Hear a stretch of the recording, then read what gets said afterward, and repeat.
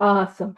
All right, so where we're picking up today is, as I alluded to in the announcements, the 10th step. So where we're picking up is on page 84. Now, because I do such a natural good job of timing and finding a natural stopping point, where we left off is right in the middle of the second full paragraph that kicks off "This thought brings us to step 10." And we're going to go down just a couple lines where it's right past, our next function is to grow in understanding and effectiveness. This is not an overnight matter. It should continue for a lifetime. And so that's where we're going to pick up. The first direction that we were given in the 10th step is continue to watch. Now we were talking about that last week, and I'm gonna share the screen a little bit so you can kind of see the directions as it's outlined in the book, but just put in a way that's a little visually easier to see. The first direction is to watch. Now last week, as we were describing and talking about the 10th step, I was talking about the beautiful interplay that happens between step 10 and step 11. And I was talking about that singular direction watch. And I was talking about, I don't know about your experience, but I'll tell you about my experience. I have the attention span of an absolute squirrel. There's acorns everywhere. Like, I do not have focus. And my experience is I was not able to watch on my own power. I needed a power to create the ability to have a pause. The pause, it's like watch the pause, find the pause, live in the pause. I couldn't find it. Didn't live there. What? There was no pause in my life. And it wasn't until I cultivated and deepened a daily meditation practice that I was able to experience the ability to actually watch. And last week I spoke about, how I would have a resentment or a thought or a feeling, and it just was. But the more that I had a daily meditation practice, the more that I could see the thought. And that's when I'm able to watch. There was separation between me and the thoughts. For those of you that are sometimes involved in various forms of meditation, you might be familiar with the idea that I am not my thoughts, I am the observer. I am the watcher. But again, if I don't have a meditation practice in this brain, there's no observation happening. It's like we didn't see nothing. The blinders are on. Like I'm living and I don't even know what's happening. So for me, the first interplay that I saw in this 10th step was right here. Watch. Step 10 and step 11 converged together to allow me to have the ability to watch. Now it says, this is the first direction, continue to watch and hear, what am I watching for? It says selfishness, dishonesty, resentment, and fear. That's what I'm watching for. Those things. Selfishness, dishonesty, resentment, and fear. And I'm going to watch for them. And here it's the second beautiful interplay between step 10 and step 11. Now some of you, and I am so sorry, we just found the page that I have started us with, and we just found the sentence, and I'm like, hey, let's have a quick little bounce, shall we? Just creating my own chaos. I'm an agent of chaos. And I'm surprised that my life is chaotic. What? So page 86, let's flip the page. Page 86, first full paragraph. And hold the spot, like we're going to go back to 84. And the first full paragraph on page 86, it gives us the directions for when we retire at night. So these are the directions for the evening review process. It says we constructively review our day. Were we, and this is going to be very familiar, were we resentful, selfish, dishonest, or afraid? And so, absolutely. Rob will put the links in the chat. Yeah, we gotcha. And if at any point he doesn't, because he's allowed to say no, Rob can have boundaries. He's allowed to be like, no, I'm not going to do it. That's fine. I'll get it for you after. I love how Rob's like, no, I'm going to do it, Paige. It's so sweet. Thank you for all your help. I do genuinely appreciate it so much. All right. So what we're looking for is the exact same things. I'm watching for resentment. I'm watching for selfishness. I'm watching for dishonesty. And I'm watching for fear. And what does that mean? What that means is that step 10 and 11, they work together and they create these little safety nets that allow me to live at peace and ease and free in the present moment. Does that make sense?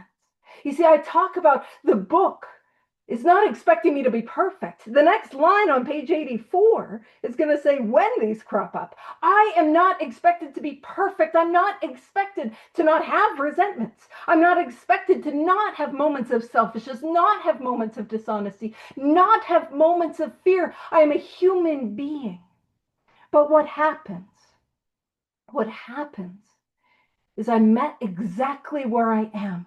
The book, Alcoholics Anonymous, meets me where I am. The 12 steps meets me where I am. And just as importantly, God meets me where I am. Higher power, creator, spirit of the universe, in my humanness. And so the 10th step, what we're talking about on page 84, allows me to catch these things that I was cleaning up in step 4 through 9 in the moment. So these are and I'll talk about that a little bit more, but it is allowing me to be clean in the here and now, in this present moment. And then the evening review allows me to catch anything when I miss things in step 10, because I will miss things, because I'm human and I make mistakes, and I clearly have an issue with attention. And so there genuinely have been times in my life where I'm like, wait a minute, was here, and I am, I was just in it and I couldn't see it, right? So these things work together to allow us the freedom to make mistakes, the freedom to be imperfect, and still the action that we need to take to allow us to be able to be free in the here and now. So I want to catch it on step 10. And when I miss it, I can catch it on the 11th step. Now, I mentioned that interplay between 4 through 9 and what we're doing here at step 10, back on 84. So one of the things that I'll point out is, where did I learn to deal with resentments and dishonesty and fear? And when were we looking, having a laser beam focus on our selfishness? Well, 4 through 9. And so here's this idea. 4 through 9 is often described as the house cleaning. And y'all know, actually, oh man, we might not even get through step 10 today with the tangent that I'm going on. I am sorry. So I'm going to lean into the full house cleaning metaphor. I was going to glaze over it and make it a little quickie stop, what do I think I am? A Buc-ee's in Ohio? That's an Ohio reference. And if I pronounce that name right, I'll feel good about myself. Thank you. That's the one. All right. So no quick stops there. It's a world of adventure. We have no opinion on Buc-ee's.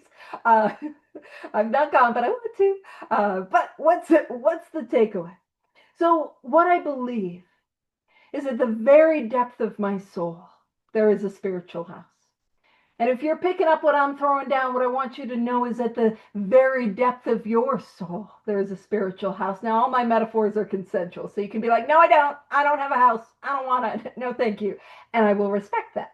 But here's the thing. If you're picking up what I'm throwing down, what I want you to know is that you, at the very depth of your soul, you have a spiritual house. And your house is good. Your house is worthy. Man, your house is valuable. Oh, you should see the property value on your house. You know what I mean? It is, I know some people out near Chicago, it is like a spiritual Frank Lloyd Wright house. That's what you're rocking with. You know what I'm saying? Oh, it is immaculate. Now, I am no longer going to be talking about your house. I'm now solely going to be talking about my house. And if you relate, well, so the problem with my spiritual house, by the time that I get to the rooms of whatever 12-step fellowship you're a part of, It's bad, you guys. I am a hoarder. Like call in TLC, call in the cameras.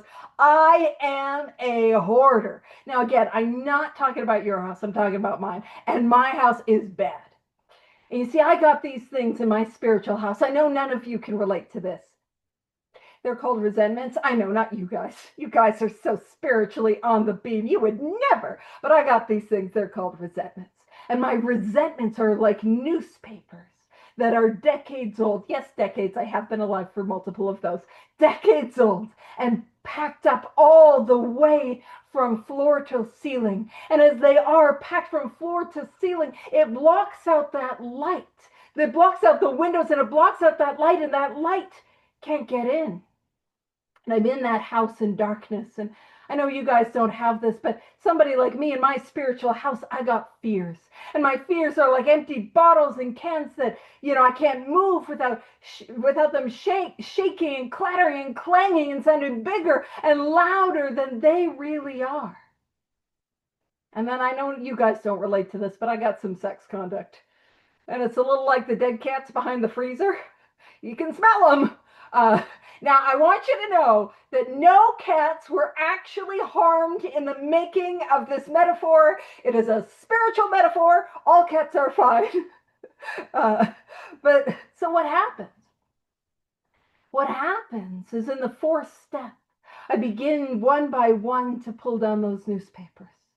And I have a look at them and I see the information was wrong the whole time. I thought it said extra, extra. You're a jerk. Turns out I was the jerk, And I begin, as I do that, I put them into bags, I put them into boxes, I begin to clean this house. The light comes in. And I love the metaphor of God as light. Because light, just like God, is not simply what I see, but it is also the way in which I see. What do I mean by that? Of course, we see light. And if you're like, we don't see God, well, I encourage you to invite God and watch for God. As you go out into the world, you will be blown away at where you see the presence of this power. But you see, light is also the way in which I see. Now, I got a room just right over there. There's no windows. And so when the light is off, it is in almost total darkness. And if I go around and I turn on that light, everything in that room has changed. And yet nothing in that room has changed. And that's what happens when I begin to do this work. It's like I am seeing with the lens of God, which is to say, I am seeing reality as it is. That's how the room really is. I just can't see it because the light is not on. And so as the light comes in through the window, I begin to see how if I rely on that light, I don't have to live in that fear. And I begin to clean up all the bottles, all the cans. And then I deal with the cats. And I come up with a sane sound ideal so I can be a responsible spiritual pet owner in the future. And I clean all of that out. And in the fifth step, when I get all of that stuff out of the house, and that's when I share it with God and another human being.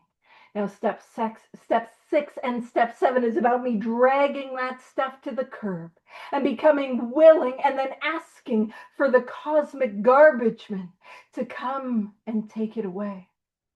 And I go out from there to set right my wrongs, to make amends for the harms that I have caused. And as a result of that, my house is clean.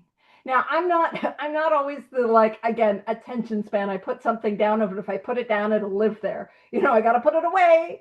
That's how I have my piles. I have my organizational piles. That's how I live. But you see, 4 through 9 is cleaning up that hoarder's house. And what we're going to do in the 10th step is when I have tea and I spill my tea, I'm going to clean it up in the moment. When I finish that cup of tea, what I'm going to do is I'm going to put it in the sink or I'm going to put it in the dishwasher. I'm going to deal with the spills of the moment. And there will be times that I will miss things. So there might be things that we need to do at the end of the night, maybe, or it doesn't necessarily have to be at the end of the night, but it's things like doing the dishes, those kind of things that we have to do on a daily basis. No judgment if you don't. I don't make my bed. I do not do that. Did you know it is possible to stay sober with an unmade bed? I'm doing it. But here's the thing. If you do make your bed and you get a lot from it, amazing. There's no judgment. I'm just not doing it. But it's a little like that making of the bed, that thing that we do on a daily basis to keep the house in order. And that is the evening review. Now, after once in a while, there's, spring cleaning. So we get up in the eaves troughs and we clean out the gutters. And we, for some reason, I always imagine like taking a rug and like beating it in the backyard. That's like my childhood memory of spring cleaning. I'm like whacking a rug. Woo! I don't think I was allowed to do that either. I don't even know. Well, I don't know. But that we don't do that. We don't do the eaves troughs every day. So there's sometimes things that accumulate even if we're keeping the house clean, and we've got to do a bit of a yearly tidy. And there are times where there is a big storm, or maybe there's a big party and a lot of change and a lot happening, and we've got to clean the house. And you see, the cleaning of the house is not a punishment. The cleaning of the house lets me live in the here and now. And you see, I don't know about you, but I got to keep my house clean, my spiritual house. Never mind what's going on in this one. But I got to keep my spiritual house clean for 3 reasons. The first reason I got to continue to keep my house clean is that if it ever gets as bad as it was when I got here, I will relapse. I will drink again. I will use again. I will go back out. I cannot live in that darkness. I cannot live there. When the newspapers are there, I'm cut off from that sunlight of the Spirit. I need that light, and I will drink again. So that's the first reason. So I get to stay sober. So I get to stay clean. So I get to stay here. The second reason is I've got to keep my house clean. The second reason is, you see, my very life as an ex-prom drinker, as an ex-drug user, my very life depends on helping you. And it does no good if I'm sitting here and I'm like, girl, you got to get into those eaves troughs, but I don't know how to clean the eaves troughs. It does no good if I tell you got to have a spiritual Swiffer up in here, and I don't know how to use my Swiffer. It is no good if I do not know how to tell you how to deal with my bottles and cans, and I'm suggesting you deal with yours. The more that I clean my own house, the better I get at cleaning my house, and the more I'm able to help you, and the more of use everything is. Now there's a third reason. There's a third reason I got to clean my house. And that third reason I've got to continue to clean my house. As it turns out, I got a roommate. And if you guys remember like Vine in 2016, there was this little Vine, and it was like, and they were roommates. That is like maybe for one person that remembers that, maybe not. And it's like, that always goes in my mind. So there is a roommate. I got a roommate. There's a room in the very depths of my house, the very depth of my soul. And that is one of the places in which God resides and God can be found. And if that house stays clean, I get the experience to know this power, to experience this power. Man, that's why we keep the house clean. So I've got some reasons to do it. And so when we say the first direction is continue to watch for selfishness, dishonesty, resentment, and fear. And then if I miss, I can catch them in the 11th step. Now, when we talk about this, I've worked with some people who are like, how do I know I am resentful? How do I know I am afraid? How do I know I am selfish? How do I know that I'm being dishonest? And if you are one of those people that struggles with how do I know I am those things? How do I know I am not am those things? I am feeling those things. I am experiencing those things. Well, I'll tell you what a resentment looks like for me. I'm a in my noodle sort of person. I'm like, I don't want to be in my body. I'll be here. So I'll tell you what a resentment looks like for me. It looks like a fear as well. So the resentment, something that has happened previously, I am telling that story over and over and over and over in my head, and then can you believe? And I cannot believe they did that. And then they did this. Now it's same with the fear, but instead of in the past, it's in the future. And then this, and then this, and then this, and then this, and then this. You know, that's my head is going, and my thoughts are telling the story again and again and again. And how do I know in my mind, how do I know when I've come into a place of selfishness? Now, for me, the flag is self-centeredness. Is because when I have that thought, what about me? Oof! Whenever I have the what about me, I know I am wrapped up in the bondage of self. And we saw that wrap. It turns into a noose. It's not good. It's too tight. So that is how I know. And then if you are somebody that can be in your body and is like, you know, able to like feel feelings in the body, how do you know? Well, I'll tell you, a resentment, it often feels like maybe a knot in my stomach, a racing heart. Maybe I'm feeling flush, my shoulders, my muscles are tense, and I'm feeling that. That's a way to know. And fear can feel similar, maybe butterflies in the tummy. The heart's going, but it feels like more a flutter. And I'm feeling that, like those pangs in my nervous system. That could be fear. How do I know I've been dishonest? Well, I'll tell you, I get the twisty in my gut. Yeah, the uncomfortable. If I am feeling uncomfortable, whatever physiological symptom that looks like for you, that is a moment to pause, because something's going on. And I point that out because some of us, it is intuitive. You're like, why are you wasting time on this? Because I wasted time on the metaphor. Because that's what we're doing today. You know, it's like, why are you wasting time on this? Because there are people like me who are like, I don't know. How do I know? How do I know? You know, like normal, like people who don't need a spiritual way of life to just function. And they're like, I need you to feel your feelings. And it's like, I'm sorry, I don't know what you want from me. Like, what does that mean? Does that mean I take crack? Is that what that is? Allegedly, no. Allegedly, no. It's not crack or tequila. Anywho. So for those who are like me that are like, how do I know? That is how we know. And if you are here today and you're a little unsure, let me tell you the surefire way to know that you are in self. So you're selfish, you are being dishonest, you have a resentment or a fear. This is a surefire way. So if the body thing doesn't work, the watching our thoughts doesn't work, this will do it. You tell your sponsor about what's going on, and they tell you you have one, and you pull out your spiritual thesaurus and you're like, no, it's not a resentment. I'm just a little frustrated. I'm just a little irritable. I am perturbed.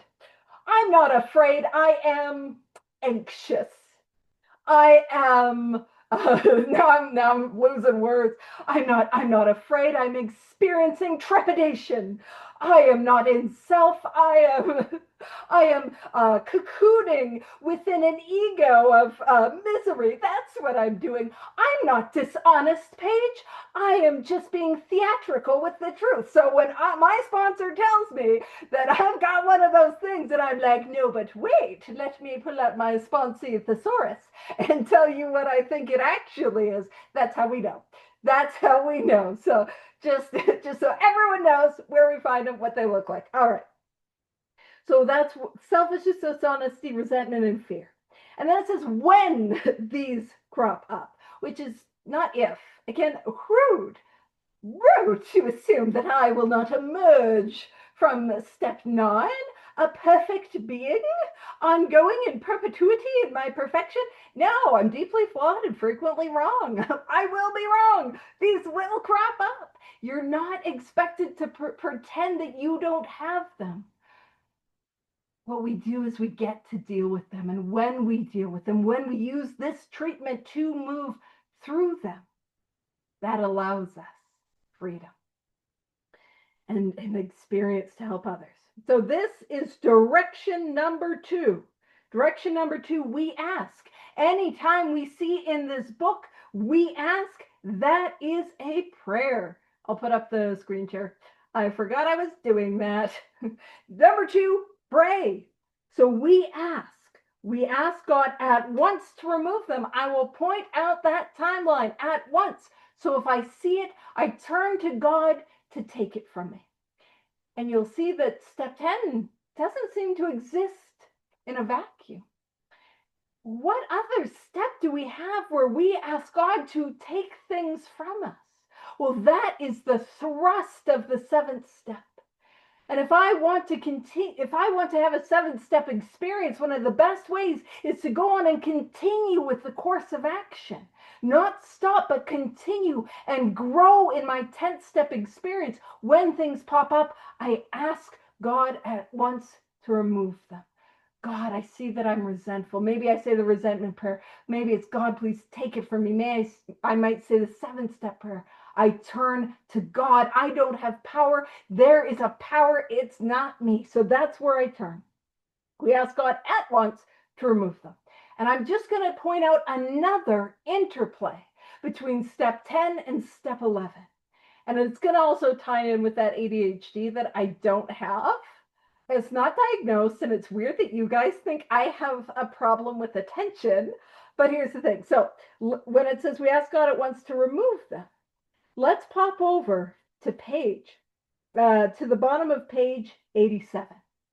So very, very, very bottom paragraph 87. And it says, as we go through the day, bottom of 87, we pause when agitated or doubtful. So that pause, practice the pause. Girl, I need a daily meditation practice. And listen, if you know me, you know I got a long meditation practice because I need it. You know, it takes at least 30 minutes to get some semblance of functionality. I didn't start there, by the way. All right, so as we go throughout the day, we pause when agitated or doubtful and ask. So this is a prayer. So when we are agitated or doubtful, we pause and we pray. We ask for the right thought or action. We constantly remind ourselves that we are no longer running the show, humbly saying to ourselves many times each day, thy will be done. And so in the 11th step, it gives us directions for as we go throughout the day. When things pop up, I will pause and I will pray and I will continue on. So how do I know when I need that 11th step treatment and I need the full 10th step treatment? Because there is more to come. And I'll tell you from my experience. Here's my experience. If I notice something and I pray, I will then get distracted by other things. And if it's gone, I'm genuinely distracted and I'm on to the next thing. If it's gone, there's no debate. But here's the thing. If I have the twisty and the resisty, if I have that feeling in my gut, and if I say the prayer, and I'm like, I should do a 10th step. No. I should do a 10th step. That is that not how your brain works? Where it's like, like for me, my dear friend Cara, who's going to be filling in on the Wednesday, tied it in. I'll in my mind, I'm like, man, I gotta send Cara a voice note. I gotta reach out to her, and my brain will be like, no, that's how I know I got to. And I'm gonna just go out on a limb and assume I'm the only one that doesn't have that inner monologue. I hope. No, it's just me. Okay, cool, me by myself. I'm just kidding. Alrighty, so the next direction is to pray. So I'm going to put up the screen share. And so if it doesn't immediately go away, if I'm not immediately distracted and off on the next thing, finding a way to be of service, I go to the next direction. So the next direction is right here. It says 3, and this is number 3. So if you're numbering them, 3, we discuss them with someone immediately. So we take it to someone to discuss. Again, the time is immediately. And so here's the thing. What does discussing it with someone immediately look like? Well, the first thing I want to point out is that interplay between the earlier steps. We learned how to discuss things with people in 4 and 5. That's where we learned to do that. So we are practicing that. So here's my experience. When I catch myself having a resentment or being in fear, what I will do is I will reach out to some of my pillars or my sponsor. Sponsor is that person that is leading me through, leading me on this way of life, taking my hand, putting it in God's hands. But it's also helpful to have people in our lives that are shoulder to shoulder. Well, our sponsor is shoulder to shoulder, but is that walking us with us through this path. People that we can take our 10 steps to. Because if you're like me, you're like, I don't want to be a burden and I don't want to bug them and I'm doing it too much. So it's good to have multiple people. Because our brains just do that. So when I discuss it with someone, like my friend Cara, that's who I do a lot of my 10 steps with, um, I'll either call her, but like with voice memos, it's like the technology is amazing. I voice memo most of my step 10s, and then when she gets a chance, she'll voice memo back, and vice versa. And I do that with sponsees, especially ones that are on different time zones. It's like you can discuss it with me, and I don't have to be up at 3 in the morning. So that's a win-win-win. But here's the thing: when I discuss it with someone, it is imperative that I discuss it through the columns. You see, if the columns are the things that allowed me to see myself, the resentments, the fears, the selfishness, the self in a radically new way, why would I, like those resentments I never thought I could get free of, those fears that were eating me alive, man, if that process works, why would I not use it here? And also, here's my thing. I know that you guys are spiritual giants, and none of you pick up the phone to your bestie and vent and complain and gossip or assassinate anyone's character. Not you guys, but what you'll know is that if all I do is stay in problem, that phone call, it's going to feel nice, but it doesn't resolve the issue. It feels nice in the moment because I feel vindicated. I'm like, can you believe that jerk? But that doesn't change me. That doesn't get me free. That doesn't get me to that place I need to be. So when I discuss it with someone, if it is a resentment, I verbally take it through the columns. I verbally take it through resentment columns, fear columns. We can use the sex columns for selfishness. With dishonesty, it's like, hey, I just lied. Why did I lie? Why was I dishonest? Probably fear. And then that takes me through the fear columns again. And if I'm just keeping something to myself, sometimes it is that thing that I just need to be honest about to get that freedom. So again, for me, the thing that is crucial in the discussion portion is to utilize those columns to get to that fourth column place, as I like to describe it. So that is number 3. And then it says, this is 4, and make amends quickly if we have harmed anyone. Amends quickly. That's the key. Quickly. Now here's the thing with the amends. Where did I learn to do that? 8 and 9. That's where I learned that process. So what we're seeing is the 10th step is a continuation of 4 through 9, and spoilers in the next direction, which you guys can see, that next direction, it's going to bring us also into the 12th step space. So this is how we live this program as a way of life, how we utilize these things that we have learned. Now, I'll share with you, I'm sure I shared with you guys this story a whole bunch of times, but I'll share you guys this story about making amends.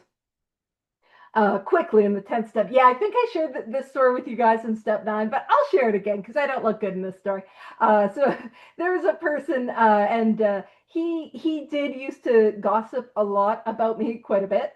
So that's just the framework of what was happening. So I was at my now former home group, and I was hanging out, and I was sitting outside, and I overhear this person talking some stuff about me. I'm convinced I hear it. So, and I tell you, I am not a conflict person. Something came over me, and I hit an anger button that I don't. And like, believe me, talk garbage about me. Oh, if you want some rumors, I'll make up some good ones. I'm not that interesting. So it's wild how much it like. Anywho, so I rip open the door, I wheel into the room, and I'm like, "Are you talking about me?" And it was interesting because it was that guy and then two other people. And the one guy's face was like absolutely befuddled. Like, what are you talking about? And the other guy his face was like, yep. Turns out he wasn't. So I start yelling at this guy, and then he starts yelling back, and we start yelling, and we're like, and it didn't go well. And then after, I have this moment, and I know you guys have never had a moment like this, but it's this moment where I'm like, well, I do need to kill myself and never go to my home group ever again. And that's the order. That's also important. That is the order in my brain.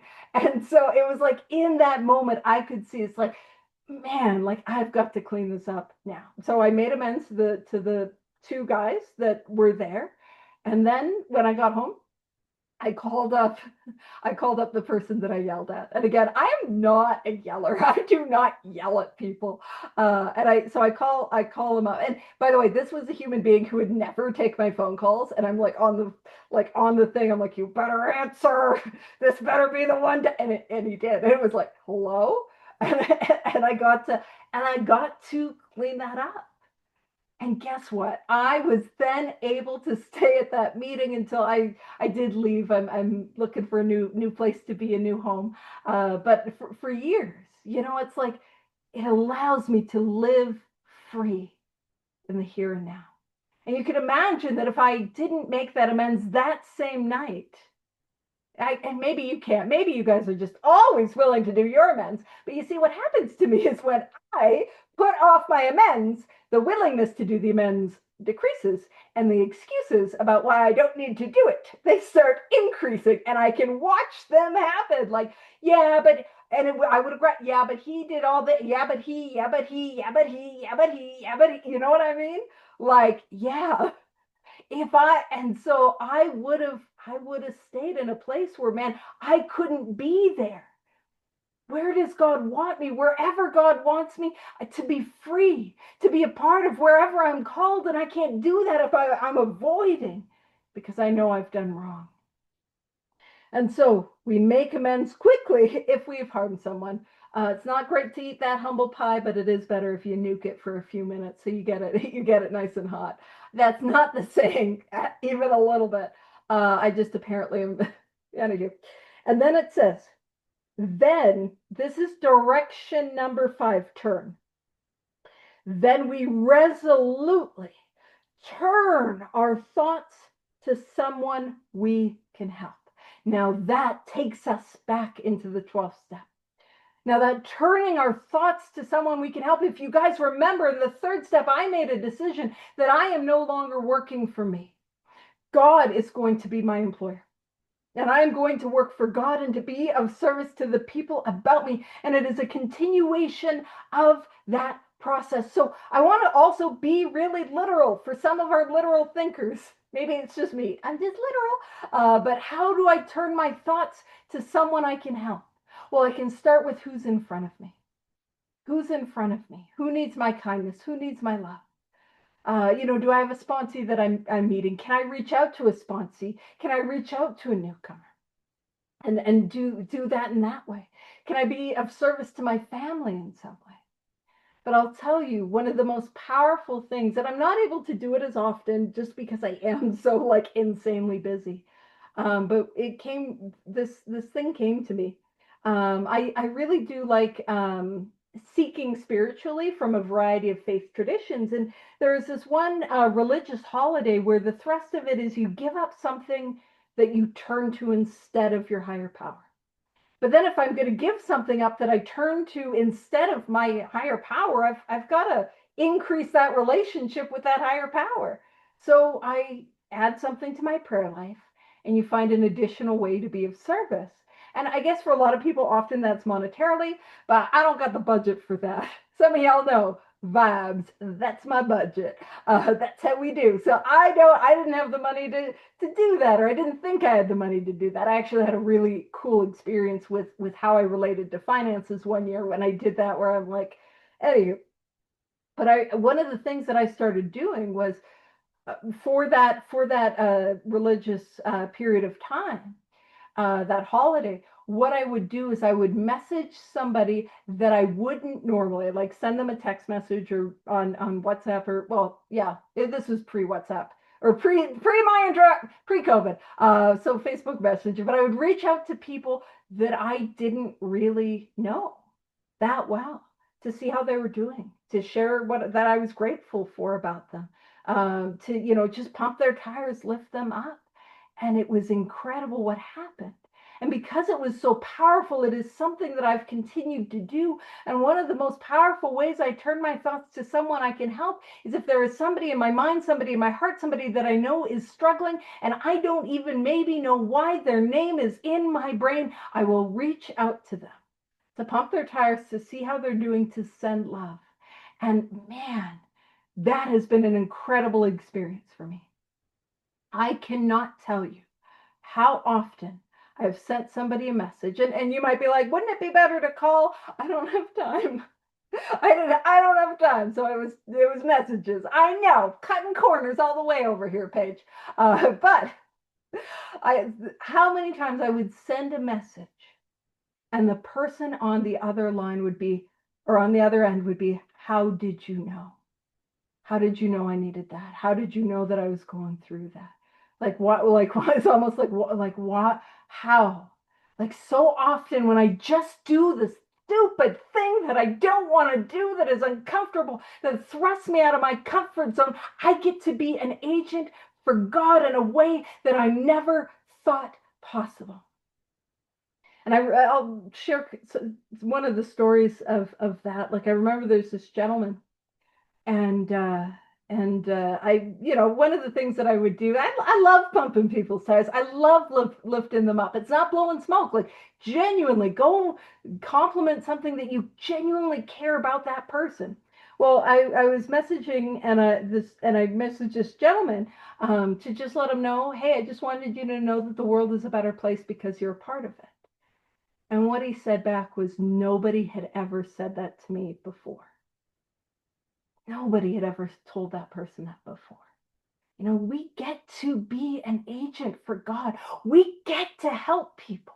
We get to be a light in the dark places of others. Why would I not want to do that?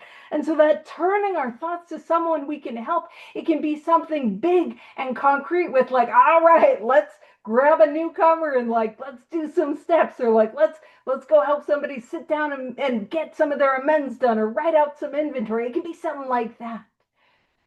But it can also be this little moment where we get to bring that light into somebody's darkness. And so that is the functional directions of step 10. And I'll share the screen once more. So it is watch, pray, discuss, amend, and turn. So I watch, and for selfishness, dishonesty, resentment, and fear, they will pop up. When they do, I pray. I turn to God and I ask God to take them from me. And then when they are still there and I haven't gotten distracted by a butterfly or a squirrel, we will discuss it with someone immediately, and I will talk it through the columns, or text it through the columns, voice note it through the columns. And if there is an amend that needs to be made, we will make it right away. And then we turn our thoughts to someone we can help. And so that is the functional directions on how it's like, how do you practice these principles in all our affairs? Well, the 10th step gives us a pretty good blueprint on how we can do this, right? And then that line, love and tolerance of others is our code. Now, we hear that a lot. And often we hear that a lot right after a report, which is another way to describe gossip. I have just given a report of events. I'm here to give my report of what they were doing. But typically we hear the phrase love and tolerance of others is our code right after we give a report of somebody's bad behavior. Well, because I'm not looking at mine. Well, love and tolerance of others is our code. But how is it? It's often, love and tolerance. Well, love and tolerance. But there's no power in that, at least how it's spoken. You see, I think a lot of times, maybe not you, but somebody like me, like I want to show up with tolerance and I will tolerate you, and I will put up with all the things that I'm sure I know is wrong with you, love and tolerance. But it is love and tolerance. And I think in this case, the order matters. I know I am pedantic, but I always try to be pedantic with purpose. I have that on a shirt. Brian got it for me. Because I am fun. I got pedantic with purpose. I got inventory behooves me. I am just a delight at parties. But you see, the thing is, I need to lead with love. Lead with love. It's not my love. My love is finite. My love has conditions. My love has limits. My love has, oh, you're going to share that again at the meeting page? That's where my love ends, you know? But it is not my love. I'm getting me out of the way. And I'm going to channel infinite power and love, infinite love. And when I focus on that infinite love, tolerance follows. I don't have to force tolerance. If I lead with love, tolerance will flow. And then what follows is what is known as the 10th step promises. And these are powerful promises. These are powerful if you're new, if you're relapsing. There are many times in our life that the 10th step are way more helpful than the 9th step. When we first get here, I'm not going to poo-poo the 9th step, but I will, let's gas up, pump the tires of that 10th step. These 10th step promises are powerful. And it kicks off, and we have ceased fighting anything or anyone, even alcohol. To cease is to stop, and what it's saying is we have stopped fighting. The fight is over.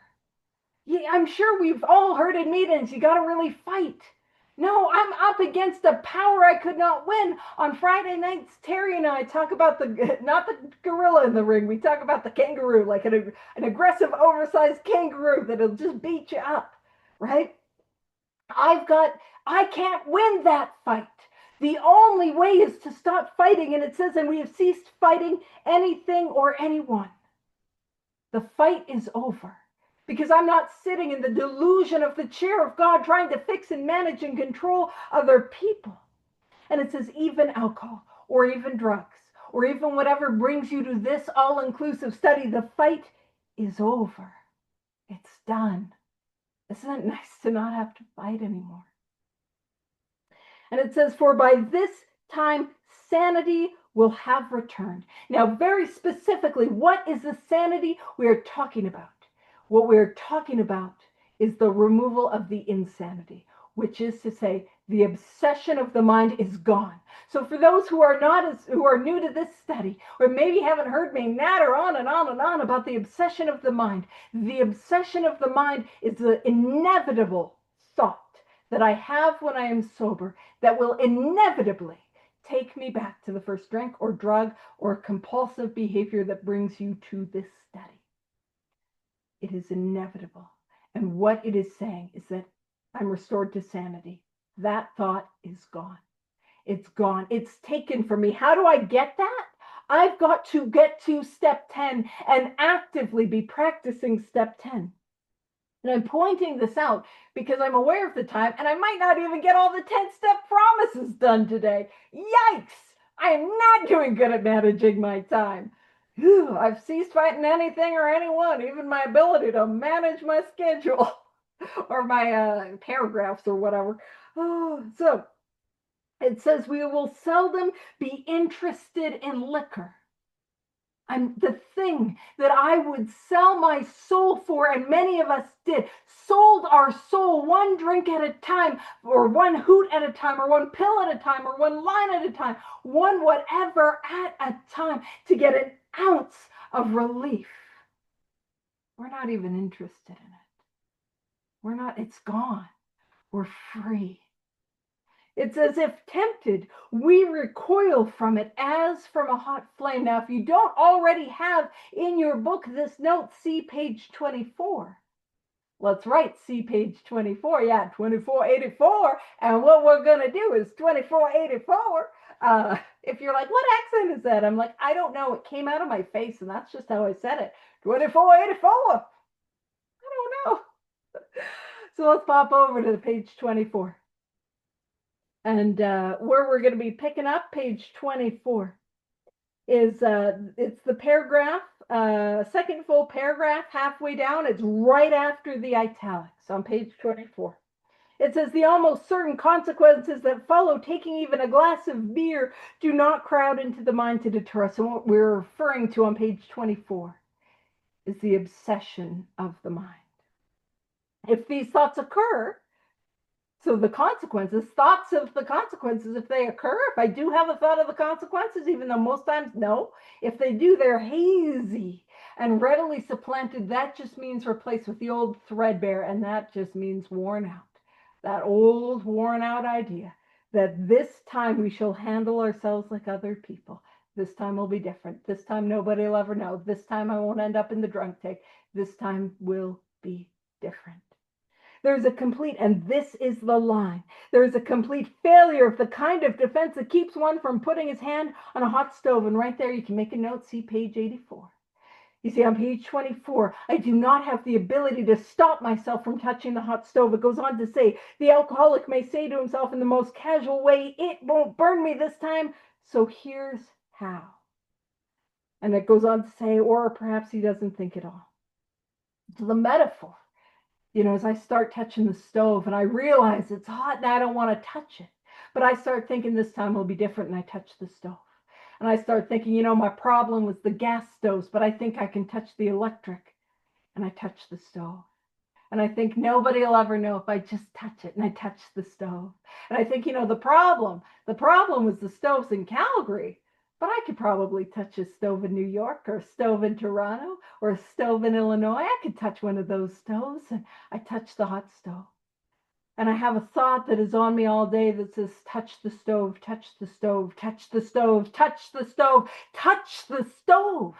And I can't, it erodes what little willpower I have, and I touch the hot stove. But there's also this time I'm out there, I'm living my life, I'm just trying to get some juice from, maybe it's milk from the fridge, milk to put my whiskey in, from the fridge, and I find myself touching the hot stove, and I don't know how it happened. And just as much as is that this time will be different, nobody will ever know. I'm in Canada, it's so cold up here, I've got to feel its warmth for just a moment. It is also the F this, F you.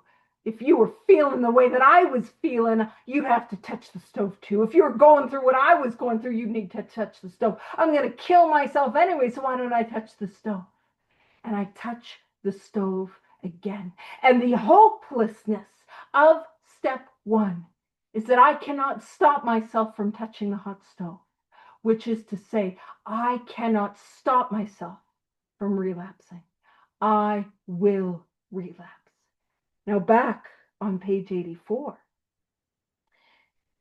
We will seldom be interested in liquor. If tempted, we recoil from it as from a hot flame.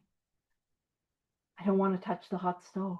I know that it's hot. I don't want to touch it. The thought to touch it is gone. I see the stove for what it really is. I see it's hot. That's not safe. I'm not touching that. And how did I get there? I couldn't think about the consequences of touching the hot stove. I couldn't try to distract myself from the stove. I couldn't try to geographic, because wherever I go, there are stoves, and there am I, and I'm touching them, right? What I had to do was take the course of action 4 through 9 and continue it in step 10. And when I am rigorous in that process, then the thought to touch the stove is removed. The thought to drink again is removed. The thought to relapse is removed. And that's what we're after. And then keep coming back next week. We're going to finish up talking about the step 10 promises. I'm like, we are right at the hour. I got to wrap us up. I took too long with announcements. Alrighty. So with that, we'll wrap up and I'll stop the recording and we'll say the prayer together.